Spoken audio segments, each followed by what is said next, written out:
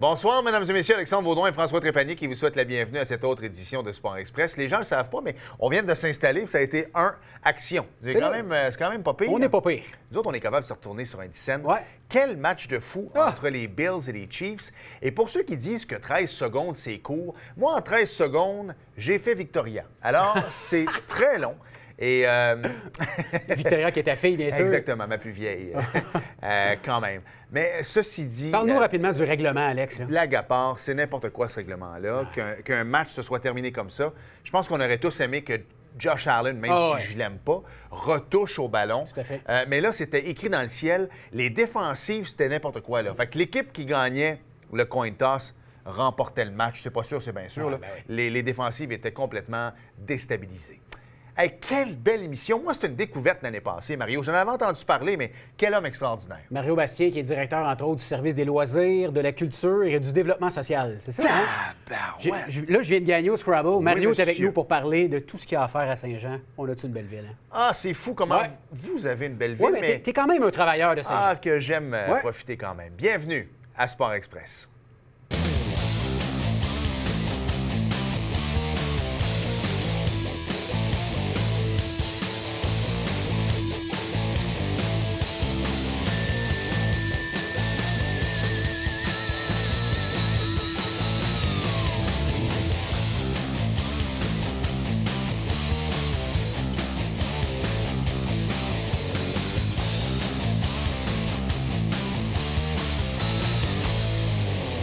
François, l'invité de cette semaine, on l'avait reçu par Zoom l'an passé, puis je dois avouer que ça avait fait un gros hit. On l'aime mieux en personne. On l'aime mieux en personne, exactement. Mario Bastien est avec nous. Salut. Bon matin, Mario. Garçon. Merci d'avoir accepté encore une fois l'invitation, parce que lui, il se plaignait qu'il n'était jamais invité à Sport Express. Oui, mais là, on a remédié à ça. Exactement. Non, mais je ne me suis pas plaint. Je vous ai dit que j'étais ouvert à n'importe quelle invitation. Il espérait. Il voulait le gros show, mais tu sais, sans rien enlever, Eric, je le taquine, bien sûr. Non, sincèrement, Mario, je voudrais bien te présenter comme il se doit. Par contre, ça prend un doctorat, toi, pour y aller avec ton titre. C'est quoi exactement? Bien, c'est le nom du service, qui est donc le service que je dirige. C'est la culture, le développement social et le loisir, qui inclut les sports, les parcs, les infrastructures de natation. Mais dans le développement social au centre, on a eu le service aux sinistrés, là, une semaine. Oui, des gens, effectivement, pour hein? lesquels on a contribué. Puis à la culture, c'est nos bibliothèques, nos salles de spectacle, les arts, Trinity, l'ensemble de ces choses-là. Mais le loisir, c'est le loisir traditionnel. Le sport, l'exploitation des plateaux, arénas, piscines, patinoires, parc, développement du Vieux-Saint-Jean aussi auquel on contribue. Donc, c'est l'ensemble de tout ça. Beaucoup de monde. Il a ouvert la porte juste parce que plusieurs personnes m'en parlent du feu qui s'est passé ici à Saint-Jean-sur-Richelieu. Puis, tu sais, un feu, c'est jamais le fun. Un feu, au mois de juillet, c'est pas mieux qu'au mois de janvier. Par contre, au mois de janvier, il fait moins 40. Ouais. Tu es pris à l'extérieur, c'est pas toute la famille qui peut te recevoir. Comment ça va, justement, cette aide-là, l'argent, si on veut en donner aussi? L'implication de la ville. Exact, aussi, l'implication. Techniquement, je vous dirais que ça va bien, mais en même temps, pour les gens, là, les 32 familles démunies, je ne pourrais pas dire que ça va bien, même si, hormis une famille, tout le monde est relocalisé présentement dans de nouveaux logements. Donc, 31 sur 32. Là. 31 sur 32. On a travaillé énormément fort avec l'ensemble de la communauté. La Croix-Rouge a été impliquée, le CI3S pour le travail psychosocial parce que des familles, des personnes avaient plus de difficultés. C'est un gros choc où tu as tout perdu. Des organismes comme la Saint-Vincent-de-Paul avec lesquels on a travaillé, tous les organismes communautaires avec lesquels qui ont contribué de près ou de loin au niveau de l'habitation, l'OMH aussi. Techniquement, on a travaillé extrêmement fort, tout le monde ensemble, pour donner des conditions acceptables aux gens. On les a bien logés, nourris, habillés et même eu des discussions ou du service psychosocial pour tout le monde pour arriver aujourd'hui où il reste une famille à relocaliser, mais le travail de reconstruction, d'alimentation, des meubles et de retrouver son permis de conduire, sa carte de sens maladie, c'est énormément de travail. Fait que même si je dis de notre point de vue municipal, les conditions sont bonnes, du point de vue des citoyens affectés, c'est encore l'enfer pour un bout de temps. On ne passera pas l'entrevue là-dessus, Mario, inquiète pas, mais j'avais une dernière question. Comment on fait en tant qu'instance comme la Ville de Saint-Jean pour prendre ça en charge quand on voit qu'il y a des campagnes de financement? Là, on en voyait 3-4, la poche bleue, il y a plein de gens qui voulaient donner. Tu sais, vraiment prendre le contrôle de tout ça, ça a été beaucoup de logistique? Bien, notre rôle n'est pas de prendre le contrôle, c'est d'aider la communauté à se prendre en main. Fait qu'on devient une espèce de pivot central. Puis rapidement, quand j'ai vu qu'il y avait des initiatives de collecte de fonds, moi-même, j'ai appelé pour savoir c'est qui, c'est quoi. Ouais. Ça s'en va dans quelle poche? Au bout de la ligne, je m'en suis assuré en appelant les gens adéquatement puis en ayant des conversations. Je me suis dit, OK, ça semble être correct, on va le laisser aller. Mais il y a eu des initiatives comme une citoyenne émérite qui a dit, on veut avoir... qui a fait une page, puis on veut avoir du matériel. Il y a eu un élan de générosité incroyable. On a rempli le centre Pierre-Benoît en un après-midi, rempli du plafond au plancher par des sacs dans lesquels les gens venaient. Ça a pris une semaine de trier ça, mais on a pu faire des dons. Dès le mercredi, jeudi passé, les dons commençaient aux sinistrés. Et dans les circonstances, les conditions sont bonnes pour que ça aille de mieux en mieux pour eux. Quelle solidarité! Quand même, là, exactement. Malgré tout, là. Puis honnêtement, pas juste pour ces gens-là, là, naturellement, parce que eux, c'est déjà arrivé, mais que vous habitiez dans une maison, mais là, c'est obligatoire, ou dans un appartement, il faut s'assurer. Honnêtement, des fois, là, c'est un 20 $ par mois qu'on ne pense pas toujours faire. Tout à fait. Et quand arrivent des choses comme ça, dans la peine, dans la misère, ça peut, on apprend, ça peut aider. Ouais, plusieurs des résidents qui étaient là n'avaient pas d'assurance. C'est la raison pour laquelle j'en parle. À zéro, c'est pour ça. C'est le genre de choses qui dit ça va toujours arriver à quelqu'un d'autre, mais quand ça nous arrive, des fois, c'est le 20 $ par mois qu'on aurait peut-être dû mettre. Mario, tu dois être content d'avoir ton masque des fois. Pourquoi je dis ça? C'est que on doit te poser. Hey Mario, je peux-tu aller faire ça? Hey Mario, quand est-ce que ça va ouvrir? Vous allez patiner, Mario, hey Mario, le je peux-tu aller. Tu sais, comme François te dit, donc, coudonc, Mario, je peux-tu aller à la bibliothèque? Ouais. Mario, je sais qu'il y a bien des affaires, puis qu'on enregistre, on va le dire aux gens, avant la conférence de presse de mardi, 14h. Donc, peut-être que l'entrevue qu'on fait là, vous allez en avoir pris davantage au cours des derniers jours. Ceci dit, là, actuellement, je pense que je ne me trompe pas en disant que il fait assez froid, donc je peux patiner à l'extérieur. Ça, je peux y aller avec ma famille. Là. On peut tout faire à l'extérieur sans aucune limite. OK. C'est la bonne nouvelle. Puis, on est dans une période qui fait très froid. Les patinoires, puis je vais dire à Saint-Jean-sur-Richelieu, parce qu'on est extrêmement bien équipé en installation de sport et d'activités d'hiver, mais aussi partout dans la région, puis au Québec, ça va bien présentement. Les conditions du froid ont été favorables. Qu'on parle des patinoires de quartier, qu'on parle du parc Ronald-Beauregard, du centre de ski de fond qu'on a fait cette année. Les 23 patinoires de quartier, on va quand même les nommer, pas les nommer, mais identifier qu'il y en a 23 dans tous les quartiers. C'est pas banal, le nombre de patinoires qu'il y a, et c'est intéressant de voir que les gens peuvent y aller. Le centre de plein air Ronald-Beauregard, c'est un bijou. Il commence à faire la fierté de la Montérégie au complet. Tu sais, François, par le travail que tu fais notamment. On a des gens, je suis allé encore en fin de semaine, il y avait des gens de l'extérieur qui ont dit « Ah, on a vu ça dans les promotions régionales. On vient, ils découvrent Saint-Jean-sur-Richelieu. » Et moi, je les invite toujours à passer au centre-ville, voir les cafés, prendre un petit café. Pas rester là, on ne peut pas présentement. Mais techniquement, les sports extérieurs, c'est très bien. On a cette année une innovation, c'est le centre de ski de fond avec le club de golf de Saint-Jean. Effectivement, 5 km de ski de fond qui sont tracés. On peut faire de la raquette, on peut faire de la balade, du sentier. C'est extraordinaire. Mais non seulement ça, il y a le centre qui est là. Mais si on revient au centre de plein air Ronald-Beauregard, on a là une entente avec un partenaire qui fait la location. La route de Champlain qui sont là. La route de Champlain qui est là, qui est un très bon partenaire sans but lucratif avec lequel on collabore en été, l'été dernier, et qu'on a continué cet hiver, qui fait la location d'équipements, de raquettes, de bâtons, de ski de fond, de bottines de ski de fond, de patins, pour faire en sorte, c'est vraiment des prix modiques. L'objectif, c'est de favoriser que les gens pratiquent l'activité physique. Fait qu'on invite vraiment tout le monde à venir. C'était des places magnifiques. Je les exploite comme citoyen de la communauté, j'y vais toutes les semaines pour le plaisir de le faire. Est-ce que c'est populaire, Mario, justement, la location? Est-ce que vous voyez tout de suite, quelle bonne idée on a eu de s'associer avec la route de Champlain pour pouvoir offrir ça à des gens qui peut-être n'en auraient pas? Ou est-ce qu'il y a un petit boom au début? Ça commence, à vrai dire. Ça commence à se parler, puis les gens se disent, OK, je peux essayer le ski de fond en allant louer du matériel à 5 ou à 10 C'est intéressant. C'est un service en développement. On est content que ça ne parte pas en fou et en flèche parce qu'on ne serait pas capable de répondre à la demande. Là, on est capable de répondre à la demande. On n'est pas encore victime de notre succès. On n'est pas victime. Bien, à d'autres endroits, on l'est victime. Le centre de plein air Ronald-Beauregard, il y a du monde qui est là. Il y a beaucoup de monde. Le centre de ski de fond, mais la beauté de la chose, c'est que la place est tellement vaste qu'on en a pour tout le monde. Il y a des places intéressantes. Je sais que les arénas ont fermé. Est-ce que le hockey mineur vous ont contacté justement pour louer des patinoires extérieures? Je sais que ça a été la grosse mode dans le temps. Bon, formellement, en vertu des règles de santé publique, on n'a pas le droit de faire des regroupements pour organiser du hockey. OK. Mais les patinoires sont libres, puis le hockey de pratique libre est fait. Actuellement, il y a beaucoup d'initiatives qui ont été faites, plusieurs, je dis beaucoup, plusieurs, presque une dizaine, qui ont été faites d'instructeurs qui ont appelé les jeunes et ont dit on s'en va-tu à tel parc, il y a un peu moins de monde, on y va en gang puis on va faire une pratique. C'est autorisé, c'est du hockey libre qui est fait. Ouais. C'est autorisé parce que c'est en plein air, c'est correct. C'est pas organisé à grande échelle parce que autant la fédération que les associations ne le favorisent pas de dire qu'il y a officiellement une prise en charge des patinoires par les gens du hockey mineur.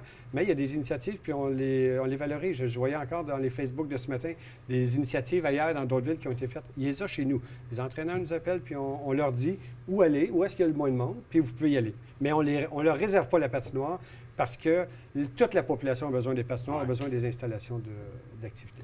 Mario, je veux qu'on revienne sur le club de golf de Saint-Jean où on peut aller se promener. Tu sais, ça donne accès, nous, on est des golfeurs, on y va régulièrement, mais ça permet aux citoyens, aux gens de l'extérieur d'aller se promener, de découvrir le club de golf d'une autre façon. Tout à fait. Est-ce que ça faisait longtemps qu'on était en pourparlers avec le club de golf pour pouvoir l'offrir aux citoyens? C'était des discussions qu'on a déjà eues, puis par le passé, les centres de golf ont été fermés à l'idée. C'est les seuls endroits où c'est tellement grand et vaste qu'on peut faire des sentiers intéressants. Cette année, on a approché les 3 clubs de golf pour dire qui est intéressé à travailler avec nous pour développer une offre hivernale. C'est le conseil de ville qui nous l'a demandé à ce moment-là. Le club de golf, tout le monde avait dit non. Le club de golf de Saint-Jean nous a rappelé en disant « Ah, peut-être ça nous intéresserait, on aimerait en discuter. » On s'est mis à discuter, on a dit « On va vous payer. La ville va vous payer pour tracer le chemin, pour faire des sentiers, pour rendre la place propre, ramasser les vidanges, là, il y en a, déblayer le stationnement. » On a donné une compensation financière au club de golf pour qu'ils puissent le faire. Et les citoyens adorent. Là. On n'a que des compliments relativement à cette initiative-là. Et on est ouvert l'an prochain à dire qu'on a peut-être une deuxième initiative sur le territoire. Okay. Peut-être d'autres clubs de golf qui ont entre-temps dit peut-être ça nous intéresse, on se rend compte que ça répond à un besoin. Puis ça leur donne une bonne presse aussi dans la communauté. Ça leur donne. Puis ça utilise leur place. Ça fait travailler leur personnel cet hiver, leur personnel de la main-d'œuvre d'entretien. C'est quelque chose, c'est une situation gagnante-gagnante pour la communauté, pour le club de golf, pour les citoyens. Très bien. Sais-tu à quoi j'avais déjà pensé, moi, à un moment donné? Parce que on est des amateurs de golf, puis je trouve que, bon, pas tous les terrains, il y en a que ça ressemble à des champs de patates, mais je te dirais que la majorité sont bien entretenus. Oui. C'est beau visuellement. Tout à fait. Et puis souvent, l'été, à partir de 5h30, 6h, 7h, il n'y aurait plus de départ, right? Moi, je me suis toujours dit, pourquoi les clubs de golf, à partir de 7 heures, on n'invite pas la population, puis se faire, tu parlais de ta randonnée. Pourquoi est-ce que tu ne peux pas, le premier, deuxième, quatrième trou, te faire une espèce de sentier pédestre à partir de 7 heures? Les gens, le soir, peuvent aller prendre une marche, puis après ça, il y a des clubhouses maintenant qui offrent de bons services de restauration également. Je trouve que ça serait une belle idée de... En même temps, les gens feraient comment? J'avais pas pensé à venir jouer au golf ici. Je pourrais, de laisser le sentier... Je trouve intéressant parce que les clubs de golf sont rendus dans... Il y a comme un virage, on le sait, là. Il y a de plus en plus de clubs de golf qui ferment, sont obligés de se réinventer, voir comment on va développer dans le futur. Puis l'initiative qu'on a avec le club de golf Saint-Jean cette année pour les sports d'hiver, ça vient dans cette optique-là, de dire, OK, juste le sport traditionnel tel qu'on le faisait avant, il faut trouver des débouchés. Il y en a un cet hiver qui s'est fait, puis c'est une initiative qui va revenir l'an prochain, c'est sûr, avec le succès, mais il y aura probablement d'autres initiatives qui viendront à gauche et à droite, qui pourraient être intéressantes. Ça passe tellement vite. De toute façon, on a une deuxième partie de l'entrevue, il reste à peu près 2 minutes, Mario. J'essaie de lire, moi aussi, les consignes, puis je fais juste m'occuper de hockey pendant l'hiver. J'essaie de lire les consignes. Toi, tu as une panoplie de places d'établissement. Est-ce que tu as commencé à en perdre ton lapin un peu? Est-ce que tu essaies de... Ça doit pas toujours être évident. Ça a été très difficile au début. Ouais. Au début de la pandémie, ça changeait, je disais, des fois aux 20 minutes. Là, tu donnes une indication, puis elle change. Maintenant, on les voit venir. On participe avec certains organismes de travail pour orienter les ministères, des fois, qui font des recommandations en santé publique. On travaille, fait qu'on voit venir un peu les coûts. Fait qu'on est en mesure d'apprécier ce que c'est. Puis le fait qu'on est en 5e vague, on les a faites 1 fois, 2 fois, 3 fois, 4 fois, 5 fois, on les anticipe, on sait ce qu'il y en a. Pas ton premier tango. Non, effectivement. Il y a des mesures qui sont annoncées pour dès lundi prochain, une facilitation de l'utilisation des... On les voit venir, on sait c'est quoi, puis nos équipes sont déjà prêtes pour aller là-dedans. Parce que ça vient changer la donne par rapport à la natation intérieure, les bains libres, la baignade libre, les organismes, le patinage libre, qui est par la réservation du site web de la ville, flip.com, pour réserver l'espace. Mais on n'est pas désabusés. On fait preuve le personnel, tout le personnel fait preuve d'une grande agilité, puis on les anticipe, donc on est prêt quand ça arrive, puis on est capable de faire. Mais même si on les anticipe, des fois, le premier ministre annonce des choses différentes de ce qu'on a reçu. Voilà. On en a parlé un peu tantôt. Il y a une conférence de presse cet après-midi à 14h. On s'arrête, puis je veux qu'on en reparle après avec Mario. Bougez pas.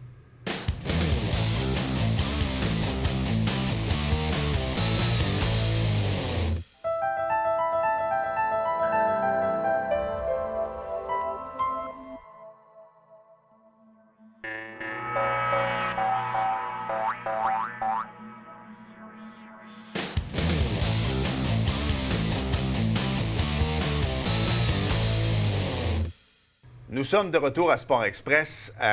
Bon, on l'a dit avant la pause, là, comme quoi il était pour avoir une conférence de presse incessamment là, au cours des prochaines heures.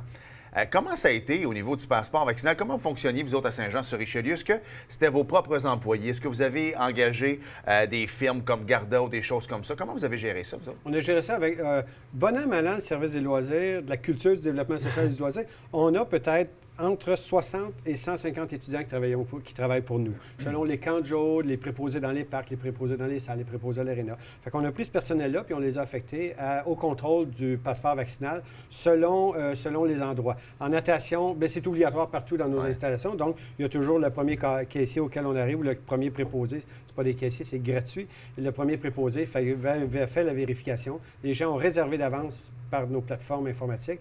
Ils arrivent là, on a déjà la liste des personnes et on vérifie le passeport vaccinal. Ça s'est fait très rondement. Dès que le passeport vaccinal a été un acquis et qu'on a eu les outils pour le faire, ça s'est très bien fait. Puis c'est notre personnel municipal. On n'a pas eu besoin d'agence de sécurité au moment où on se parle. Parfait.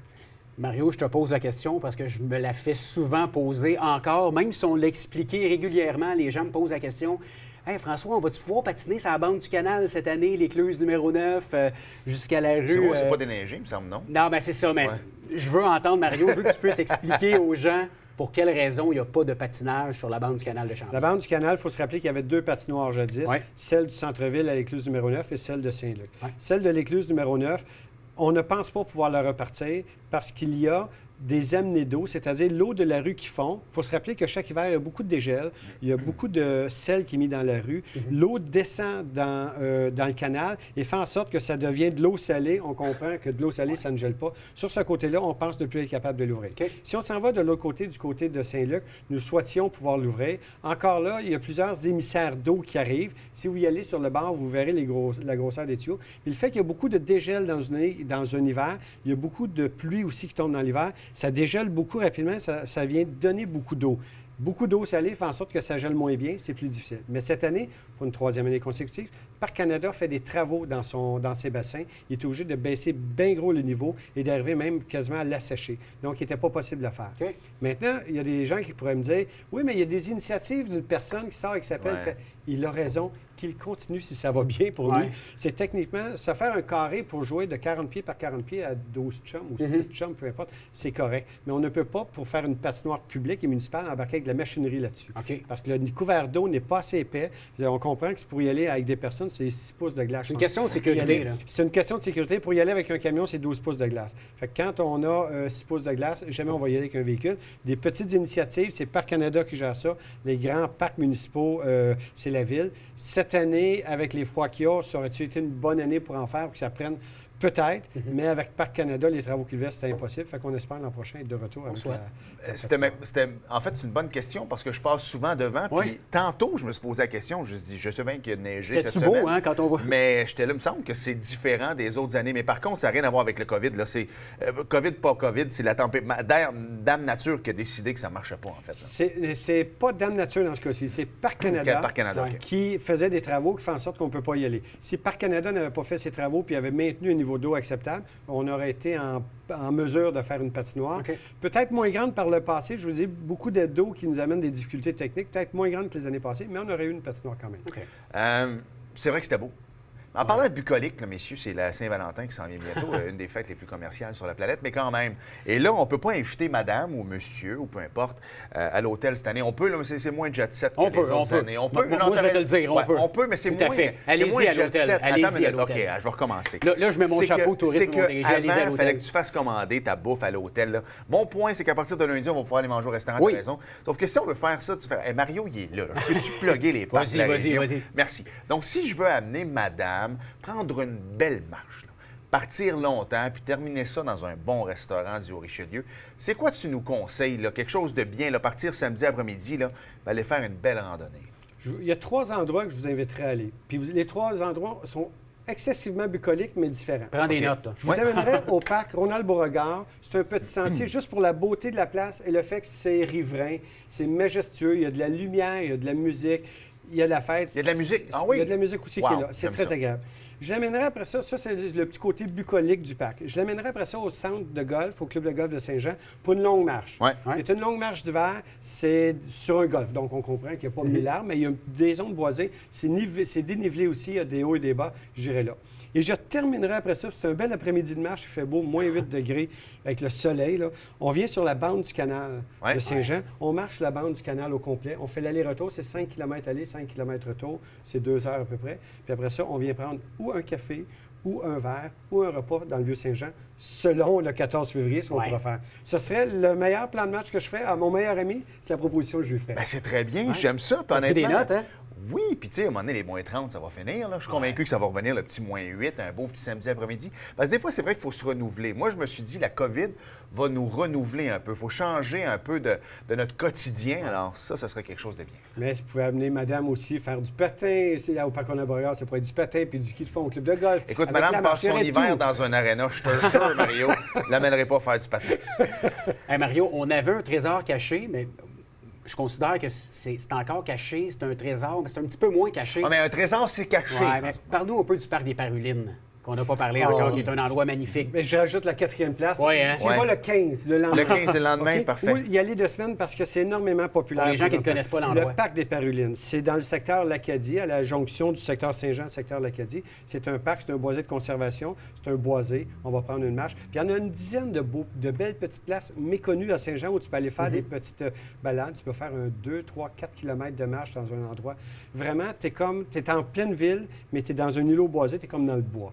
C'est une très belle place à aller aussi. C'est un endroit où le lendemain, parce que si on y va le lendemain avec ta conjointe, il y avait cette place-là. Puis il y a quelques parcs aussi, parce qu'on parle des fois des parcs, des colibris, de différents parcs qui deviendront des grands parcs un jour, mais qui aujourd'hui, les gens se sont quand même fait des sentiers qui sont ouverts, puis on peut y aller, puis je les fais tous. Mario, on a reçu Sébastien Godette à l'émission, qui est un nouvel élu, qui parlait un petit peu de sa vision des installations sportives, comment il voyait ça un peu. J'étais curieux de te poser la question. On est une ville qu'on va avoir 100 000 habitants bientôt, une des villes les plus importantes au Québec. Ça fait longtemps que tu es à la ville. Comment tu la vois, toi, notre ville, au niveau des installations sportives? Pour toi, en tant que citoyen, mais en tant que gestionnaire aguerri à la ville, qu'est-ce qui manque? Qu'est-ce que tu verrais? Qu'est-ce qui est une priorité selon Mario Bastien? Puis c'est pas une question piège. OK, non, puis je ne tomberai pas dans le piège non plus. Notre rôle au service de la culture, du développement social et du loisir, c'est de bien aiguiller nos élus pour qu'ils prennent les meilleures décisions. OK? C'est eux autres qui vont prendre toujours les décisions. J'ai bien écouté l'entrevue de Sébastien Godette avec beaucoup d'intérêt. Il était un formidable invité. Il est bon, hein? Ben oui, il est très bon. Puis il est brillant, puis il est intéressant. J'ai déjà eu plusieurs rencontres avec. Il est le président du comité qui va développer les infrastructures de loisirs. Okay. Il préside ce comité-là. Il va le faire avec brio. On a eu déjà plusieurs discussions. On présentera au courant des prochains mois un dossier complet au Conseil de ville parce que tous les besoins que vous connaissez puis que vous avez nommés dans vos émissions les unes après les autres ou que les gens sont venus vous nommer sont tous des très vrais besoins tangibles. Maintenant, la question, c'est pas de dire lequel est le plus important, c'est quelle opportunité on a de développer une infrastructure ou une autre, puis à quel montant. Si on a 50 millions à mettre dans les infrastructures de loisirs, à même les budgets de la ville, c'est une autre chose que si on a 2 millions. Fait qu'une question de moyens, est-ce que tous les besoins sont là et tangibles? On est en train de prioriser les besoins en fonction de dire, ça va rejoindre combien de personnes, puis ça va être, il va y avoir combien de monde, puis ça va coûter combien. Rendu là, quel choix on fait? Tous les besoins qui ont été nommés au fil du temps, ce sont des vrais besoins. C'est-tu un skatepark? C'est-tu une patinoire? C'est-tu un aréna? C'est-tu une piscine, un complexe aquatique? Le baseball, le pickleball? Lequel est prioritaire? Ils sont tous importants. En soccer, ils sont tous importants. Comment on les priorise? L'objectif est là. Fait que ce n'est pas un piège parce que les besoins sont réellement des besoins. C'est une fonction des moyens.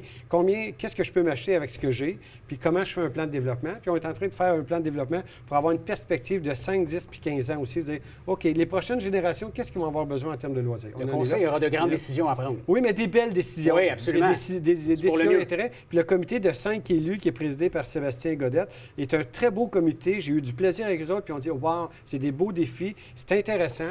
Mais le défi, c'est de répondre aux besoins avec les moyens qu'on a. Tu veux que je sois bien honnête avec toi? Moi, je suis un gars de hockey, je suis un gars de baseball, je suis un gars de golf également. Puis je peux te dire quelque chose, j'ai joué du sport élite ici à Saint-Jean, mais en tant que visiteur, là, je ne suis pas un gars de la place. Fait que j'ai utilisé vos installations de baseball. Colisée Isabelle Brasseur, là, moi, quand j'avais 15 ans, c'était quelque chose d'extraordinaire. Les Lynx jouaient là.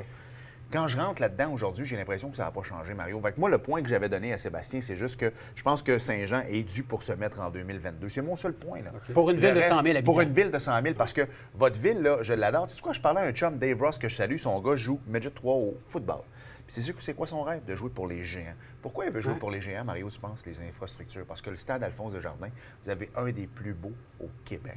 Ouais. Un jour, on aura une discussion sur la perception que tu as. Tu disais, on est 100 000, on est peut-être en arrière. Je suis en train de faire cette analyse-là, puis on n'est pas en arrière de l'ensemble des villes. Mais quand on les constate cas par cas, des fois, on dit, oh oui, on n'a pas de curling. Il y a des gens qui disent, il y a un curling dans telle ville qui a 832 ans. Mais ça, c'est la chose qu'il y a.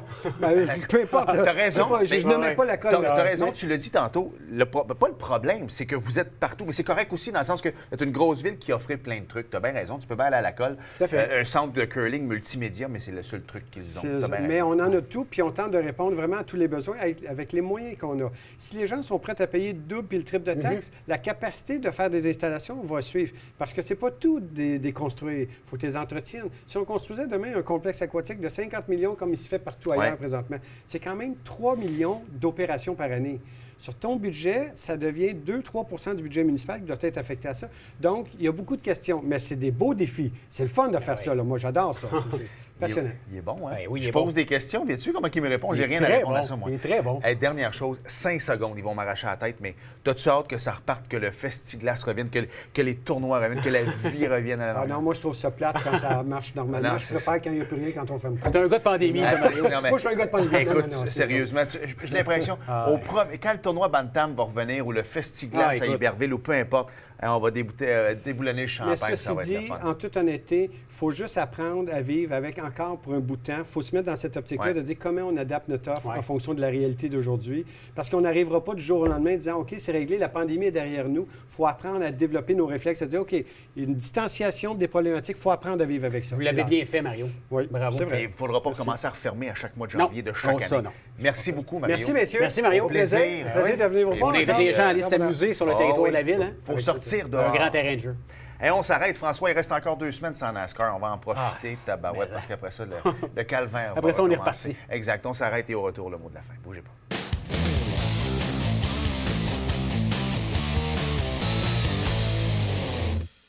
Nous sommes de retour à Sport Express. Alex, parle-nous de Jacques Villeneuve, parce que du NASCAR, il y en a finalement. On s'est fait taper ses doigts. En 15 secondes. Ben oui, il y a du NASCAR en fin de semaine. Il y a les 24 heures de Daytona. Jacques Villeneuve, fils, va être là. Après ça, ça déboule, on m'a dit, le 13 février, le dimanche, c'est le Super Bowl. Et la semaine d'après, le 20. Ça, je vais l'écouter. C'est les 500 000 du Daytona. Et bonne nouvelle, Raphaël Lessard, en terminant. Oui.